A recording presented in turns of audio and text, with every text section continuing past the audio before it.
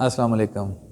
मेरा नाम वकार अवान है और मैं पाकिस्तान में as a body building federation से रिलेटेड हूँ और 2007 में मैं गोल्ड मेडलिस्ट रह चुका हूँ। और आज मैं आपको फ़िटनेस के मुतालिक कुछ चीज़ों की अवेयरनेस देना चाहूँगा कि आपकी बॉडी बिल्डिंग लाइफ में स्टीरॉयड्स और सप्लीमेंट्स की क्या इन्वॉल्वमेंट है और इनके दरमियान क्या डिफरेंसेस हैं, और जिसके अवेयरनेस हमारी आवाम को देना बहुत ज़रूरी है कि उसमें क्या डिफरेंस है, उसके फ़ायदे और नुकसान क्या हैं। क्योंकि सप्लीमेंट और चीज़ है और स्टीरॉयड्स और चीज़ है, इन दोनों में काफ़ी डिफरेंस है। लेकिन शऊर ना होने की वजह से इल्म जो है इसका हर एक को नहीं है कि किस तरह से इसको इस्तेमाल करना चाहिए और किस कैटेगरी में इसका इस्तेमाल नहीं करना चाहिए। सबसे पहले मैं आपसे सप्लीमेंट्स के मुतालिक शेयर करूंगा कि सप्लीमेंट्स हमारी लाइफ में क्या उसके फ़ायदे हैं। जिस तरह के सप्लीमेंट्स आप यूज़ करते हैं, डॉक्टर्स भी आपको रेकमेंड करते हैं, इवन लेडीज़ को, फीमेल्स को प्रेगनेंसी, ड्यूरिंग प्रेगनेंसी वो सप्लीमेंट देते हैं, लेकिन उनकी पोटेंसी, सप्लीमेंट्स की प्रोटीन पोटेंसी बहुत लो होती है। जहाँ के बॉडी बिल्डिंग में इसका अमल दखल ये है कि इनके हाई कैलिबर प्रोटीन्स होते हैं और जिसकी पोटेंसी स्टिमुलेटेड होती है आम प्रोटीन्स के हवाले से, जिसको हम अपनी डाइट में मर्ज कर देते हैं ताकि हम अपना वर्कआउट बेहतर बना सकें और अपनी बॉडी शेप को बेहतर बना सकें। लेकिन जहाँ तक बात की जाए स्टीरॉयड्स की, तो स्टीरॉयड्स के सिर्फ इंस्टेंट फ़ायदे ये हैं कि आप हमारी आवाम जो है इसको यूज़ करती है, लेकिन इसके बारे में बिल्कुल किसी सर्च के बगैर कि हमारी बॉडी के लिए ये बेहतर है कि नहीं, हमारे हार्मोन्स के लिए ये बेहतर है कि नहीं। ठीक है, एक स्मार्ट फिज़िक का अगर उसको लेता है बल्किंग स्टीरॉयड, तो वो जो स्टीरॉयड्स हैं वो यूज़ करने में आते हैं, काफ़ी कैलिबर है, मैं नाम नहीं लेना चाहूँगा, काफ़ी कैलिबर के स्टीरॉयड्स होते हैं। एक लाइट वेट होते हैं आपके, जिसे कहते हैं कि स्टार्टिंग, जिसको कहते हैं बल्किंग स्टीरॉयड्स, और कुछ होते हैं जो कि स्टैंडर्ड होते हैं, जो आपके एनिमल्स में, बेसिकली डॉग्स में, हॉर्सेस में, इनकी ब्रीडिंग के लिए, इनके जो कंपटीशंस होते हैं, इनकी दौड़्स होती हैं, इनकी रनिंग के लिए, इनके पैडल्स के लिए होता है, इनके हार्मोन्स बढ़ाने के लिए होता है। हमारे यहाँ पे भी यूज़ करवाए जाते हैं हॉर्सेस को, ठीक है, और इनको यूज़ जो करवाए जाते हैं, यही स्टीरॉयड्स हम ह्यूमन बॉडी में जब इंजेक्ट करेंगे तो वो उसके हार्मोन्स को बूस्ट करता है, और वो इंस्टेंट बूस्ट जो होता है उससे आपके किडनीज़ में सबसे बड़ा इफेक्ट होता है, आपकी किडनीज़ में, हार्ट में और हेयर फॉल। ये तीन चीज़ों का सबसे ज़्यादा आपको डैमेज फेस करना पड़ता है। लेकिन हमारे यहाँ पे अब ट्रेंड बन चुका है कि इसके बारे में किसी किस्म का लोगों को अवेयरनेस ही नहीं है कि इसको यूज़ करने का सही तरीका क्या है, और अगर आप इसको बगैर किसी उसके इंस्ट्रक्टर के यूज़ करते हैं तो फिर वो आपको सही तरह गाइड नहीं कर सकता कि आप इसको किस वॉल्यूम के मुताबिक ले सकते हैं। जैसे कि इसके नुकसानात में सबसे बड़ा नुकसान ये है कि आपकी ये किडनीज़ पे इफ़ेक्ट करता है, आपके हार्ट पे, लिवर पे, खुसूसन लिवर पे, और हेयर फॉल्स की बहुत प्रॉब्लम्स आ रही हैं, जो हमारे जिस तरह के कैटेगरीज़ के हैं, जिसे बल्किंग स्टीरॉयड्स कहते हैं, वो बहुत बिगनर्स के लिए नहीं होता, वो बहुत मेच्योर बॉडी के लिए सूटेबल है। अगर बग़ैर किसी नॉलेज के वो यूज़ करते हैं बिगनर्स, तो उनके लिए ज़ाहिर बात है उनकी मसल की मेच्योरिटी उस लेवल पे होती ही नहीं है जो वो इतने टफ़ कोर्सेज करने की कोशिश करते हैं। लेकिन ये बेसिकली बहुत नुकसानदेह चीज़ है। मैं तो सबसे अवेयर यही करना चाहूँगा कि ये इसका इंस्टेंट रिज़ल्ट्स के लिए अपनी ज़िंदगी को ख़तरे में मत डालें।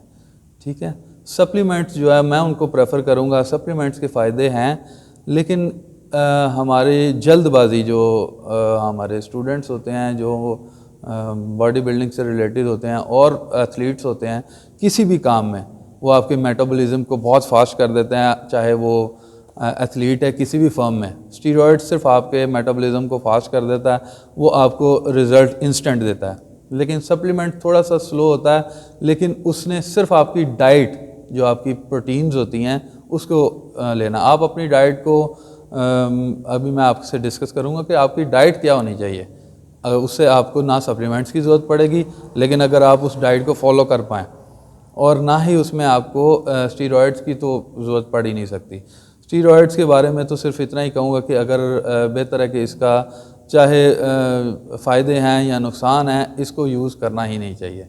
सप्लीमेंट्स आप अपनी लाइफ में ले सकते हैं, उसके लिए भी कैटेगरीज़ हैं कि लीन मसल के लिए होता है, कुछ बल्की मसल्स के लिए होते हैं। इसकी अवेयरनेस होनी बहुत ज़रूरी है कि फ़ैट बर्नर्स जो है वो आप, अगर आपकी बॉडी ज़्यादा फैटी है या उसमें फ़ैट ज़्यादा है तो आप प्रोटीन्स लें, pure zero fat zero calorie proteins. उसके अलावा इसमें मैं आपको इस प्रोटीन्स के बारे में बताऊंगा कि फ़ायदेमंद प्रोटीन्स कौन सी हैं और जो बेसिक प्रोडक्ट्स चलते हैं। और जो प्रोटीन्स के हवाले से मैं बात कर रहा था कि प्रोटीन्स में काफ़ी किस्म की कैलिबर्स आते हैं, काफ़ी किस्म की डिफरेंस प्रोटीन्स आती हैं, लेकिन उसका भी अवेयरनेस होना बहुत ज़रूरी है। लेकिन क्योंकि एक स्मार्ट जिसका वेट है ही नहीं, बल्किंग करना चाह रहा है, अगर वो प्रोटीन लेता है तो वो टोटल मनी वेस्ट करता है अपना। उसको बिगनर्स को गेनर्स लेना चाहिए उस बॉडी के लिए जो बहुत लीन है, बहुत लीन है। वो अगर गेन करना चाह रहा है तो उसके लिए प्रोटीन मैं सजेस्ट नहीं करूँगा। बेहतर है कि वो वेट गेनर्स का इस्तेमाल करें और साथ अपनी डाइट को फॉलो करें, ट्रेनिंग को फॉलो करें और अपना जो है नींद जो है वो बहुत ज़रूरी है इसके लिए। एक लीन बंदा जिसके लिए डाइट प्लान और प्रोटीन्स के हवाले से उसकी डाइट क्या होनी चाहिए, अगर वो 7 प्रोटीन यूज़ कर रहा है तो उसके लिए प्रोटीन वेट गेनर यूज़ करे वो, और जिसमें आप डाइट प्लान में अपनी उसका स्केजुअल चेंज रखेंगे। उसमें उसको एग वाइट्स चाहिए, साथ में वो स्वीट पोटैटो का यूज़ करे, उसके अलावा वो बीफ कीमा यूज़ करे, क्वेकर ले, दलिया वगैरह जिसे हम यूज़ करते हैं वो अपनी लाइफ में इस्तेमाल करें, फ्रूट्स का इस्तेमाल करें, शेक का इस्तेमाल करें आफ्टर ट्रेनिंग, जिसमें आप शेक लें, उसमें आप बनाना शेक ले सकते हैं, उसमें साथ खजूर वगैरह ऐड कर सकते हैं, आलमंड्स ऐड कर सकते हैं, शुगर का उसको कोई प्रॉब्लम नहीं है, वो यूज़ कर सकता है। अगर साथ में राइस, फिर उसके आफ्टर 2 आवर्स वो राइस का इस्तेमाल डेली करें जिसने गेन करना है। और जिसने वेट लूज़ करना है, वेट लूज़ करने के लिए सबसे ज़्यादा ज़रूरी है कि सबसे पहले वो अपने कार्बोहाइड्रेट्स कंट्रोल करे। कार्बोहाइड्रेट्स में आपके यहाँ पोटैटो है, अब जो भी कार्बोहाइड्रेटेड चीज़ें हैं, जिस तरह नाश्ते में डिस्कस करता हूँ थ्रू आउट स्टार्टिंग से, अगर वो नाश्ते में सिर्फ ब्राउन ब्रेड लेता है, एग वाइट्स लेता है और ब्लैक कॉफ़ी ले ले, ग्रीन टी ले ले, वो ले सकते हैं। उसके बाद कोशिश करें कि साथ में बिस्किट्स वगैरह आप यूज़ कर सकते हैं, ताकि थोड़ा सा हैवी डाइट आपकी होनी चाहिए नाश्ते में। क्योंकि हम जब वेट लॉस करते हैं तो हमें नाश्ता थोड़ा सा हैवी इसलिए चाहिए ताकि हम दोपहर में सेकंड मील जो है वो बिल्कुल लाइट सा ले सकें।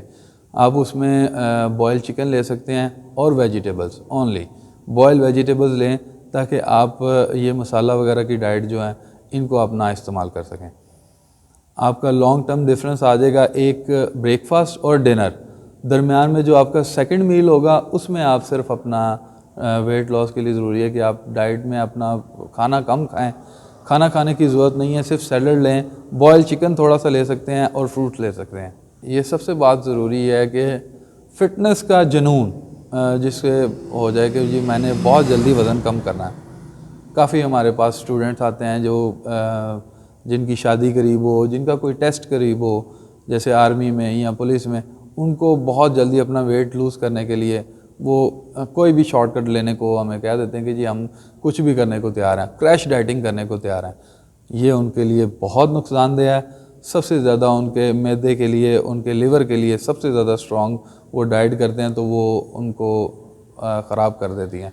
तो बेहतर है कि क्रैश डाइटिंग जो है वो आपके लिए ज़रूरी नहीं है। क्रैश डाइटिंग से आपको फ़ायदा नहीं होगा, बल्कि आपके बॉडी में वीकनेस हो सकती है और आप बीमार हो सकते हैं। इससे बचना चाहिए। डाइट को बैलेंस करके चलना चाहिए। जितना डाइट बैलेंस होगी आप अपना वर्कआउट कम कर सकते हैं, आपका मेटाबॉलिज्म कंट्रोल कर सकते हैं, कोलेस्ट्रॉल कम कर सकते हैं अपना, और आपका ऑब्वियस वेट आपका नीचे आ जाएगा इंशाल्लाह। लेकिन आप कोशिश करें कि अपनी डाइट को बैलेंस करके चलें, उसको सेपरेट मील्स में, बेसिक फॉर्मेशन है कि सेपरेट मील्स में एक ही दफ़ा ज़्यादा खाने की बजाय स्टेप बाय स्टेप आप उसको एवरी 2 आवर्स 3 आवर्स आप मील लें, लेकिन 100 ग्राम्स 200 ग्राम इससे ज़्यादा मील आप यूज़ मत करें। और डाइट के साथ साथ सबसे ज़्यादा ज़रूरी एक और चीज़ मैं बता दूं कि एक बंदा जो बीमार है, यानी बीमारी से मुराद कोई भी चीज़ आप कह सकते हैं, उसको हाई ब्लड प्रेशर है, उसको शुगर का प्रॉब्लम है, जो कि आजकल बहुत आम है, हर बंदे को किसी ना किसी वजह से कोई प्रॉब्लम हो सकती है। मैं नहीं कह रहा हर बंदे को है, लेकिन उसके लिए ये डाइट्स ज़रूरी नहीं है। अगर वो डाइट प्लान लेना चाह रहा है, क्रश डाइटिंग उसके लिए बिल्कुल नहीं है, क्योंकि उसकी शुगर लो हो सकती है, ब्लड प्रेशर लो हो सकता है। उसके लिए ज़रूरी है कि अपनी एक्सरसाइज के साथ साथ अपनी वॉक मेंटेन करे। रनिंग कर सकता है अगर, तो उसके लिए फिजिबल है तो वो कर सके, अगर उसकी फ़िटनेस इजाज़त देती है। कोच हायर कर सकते हैं जो आपको सही तरीके से गाइड कर सके, एफिलेटेड कोई कोच हो आपके पास तो। नहीं तो सबसे ज़्यादा ज़रूरी है कि आप अपने नियर अबाउट कोई न्यूट्रिशनिस्ट हो, उससे कंसर्न करें कि आपके लिए डाइट का कैलिबर किस लेवल तक जाना चाहिए, आप उसे किस हद तक कंट्रोल कर सकते हैं, और उसको डाइट प्लान और अपना ट्रेनिंग का स्केजुअल वो आपको सारा गाइड करेगा। आप उस हिसाब से अपना वेट लॉस का प्रोग्राम तैयार कर सकते हैं। अच्छा नाज़रीन, आपको आज का व्लॉग हमारा कैसा लगा अपने कमेंट बॉक्स में ज़रूर बताइए, और मज़ीद हेल्थ से रिलेटेड वीडियोस देखने के लिए आप देखते रहिए कस्तान। अल्लाह ने के बाद।